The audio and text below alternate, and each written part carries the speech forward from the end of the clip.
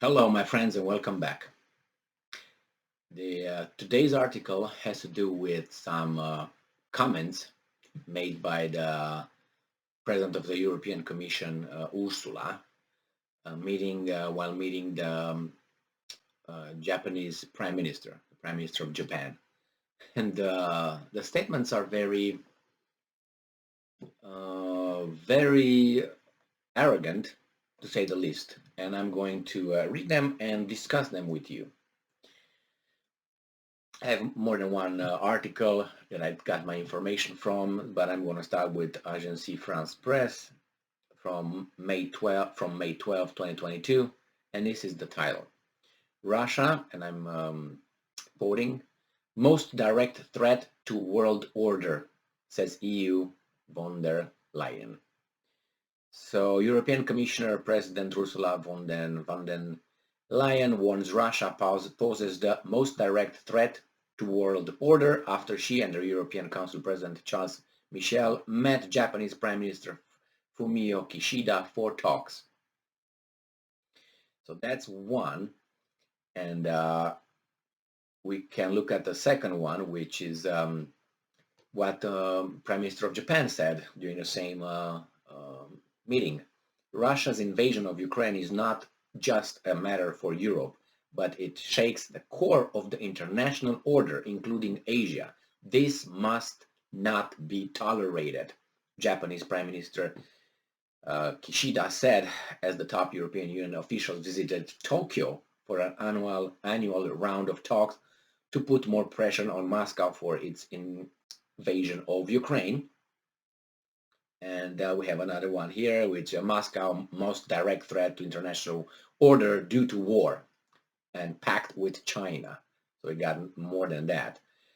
So again, we have the same thing. Russia is today the most direct threat to the world order and so on. So let's talk about what's the world order that these guys are a threat of, and see if the world order that these guys are talking about is the world order that necessarily everybody should like, abide, or be a good world order. Okay, so let's unpack this. So Miss Ursula's world order and Fumiko, Prime Minister of Japan, world order is this.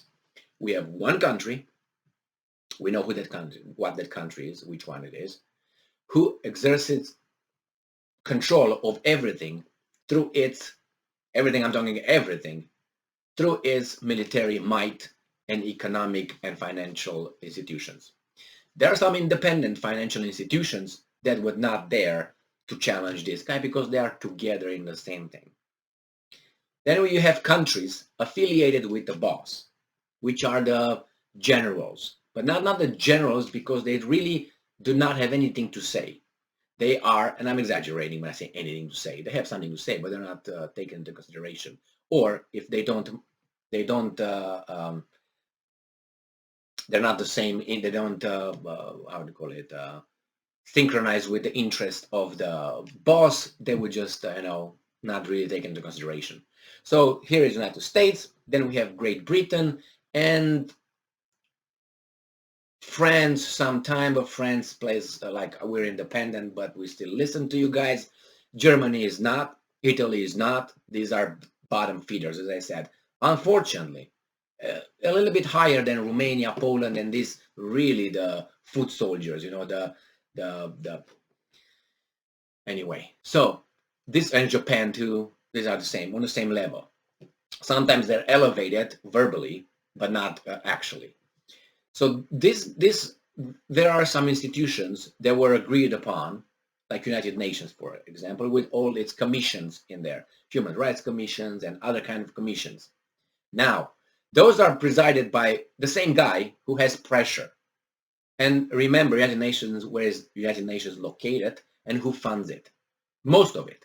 The funds come from the same person. So it's basically, they have veto powers, some countries over there, right? But look what happened with Yugoslavia. Nobody vetoed, nobody agreed to that, and it went through. Now, this is the world order.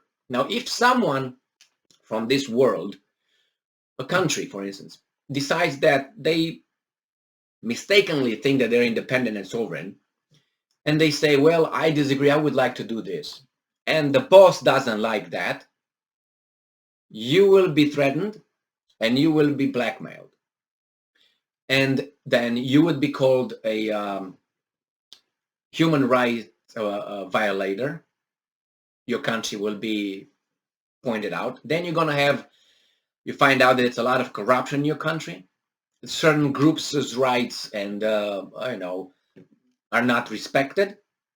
Basically, your country is a bad country. So, and then you either come back or we're going to do something. And then next step, where you saw it many times, for instance, in Latin America, South America, then it's going to be the opposition. You're going to, all of a sudden, will be the great one, and they will somehow get the power. Or there will be mass demonstrations, and the public and democracy, they will change, the regime change. So this is the world order that kind of goes. Then you have the dollar.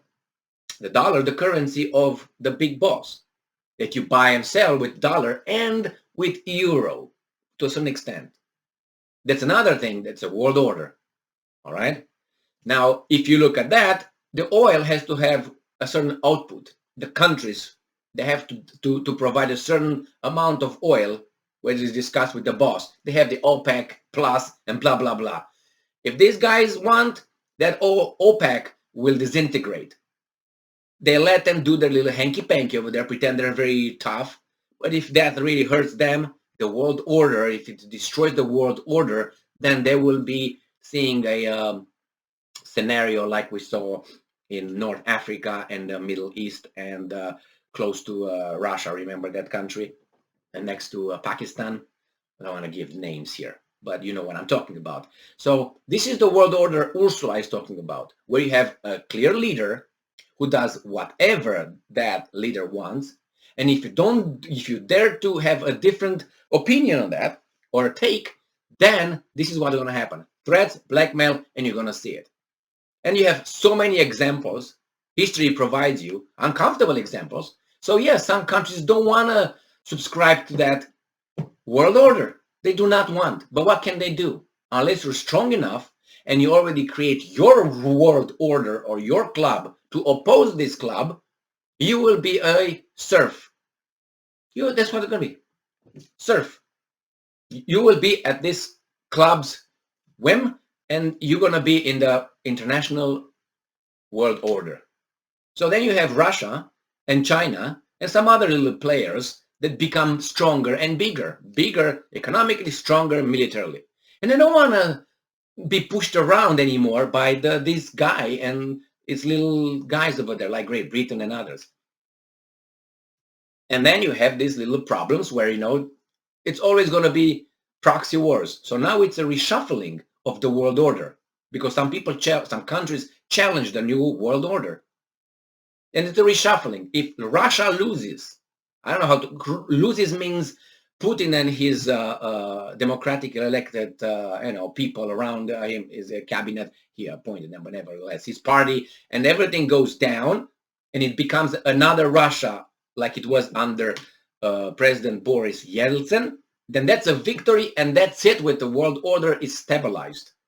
That's the stabilization. And Russia of 1991, from 1991 to 1999, that's where Russia was fantastic, belonged to the world order, and it was a great country. No rights were never, ever infringed or violated. It was perfect.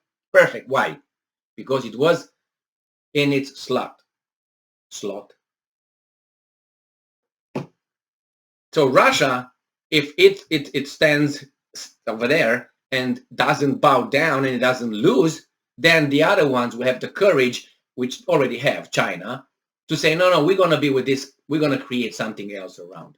So yes, Japanese little bottom feeder, your world order is going to be shattered because you can't get the northern territories, the Kuril Islands. That's going to be gone. You can take the islands from China, right? Or China can claim them. And you have a problem with even South Korea, democratic South Korea. You have problems with everybody With North Korea, with Japan, with China, with China, with Russia, with South Korea? Who don't you have problems with? These are your neighbors, nearby neighbors. You have problems with them. Why? I wonder. Is it because of the Second World War, partly? Or because the boss got you in its grip and it tells you what to do and you don't have an independent foreign policy? Is that, or both? And it's more than that. So yes, the world order is shaking right now. That world order, Ursula. Thank you very much for being with me again. Stay strong, stay smart, look for the truth, and be just.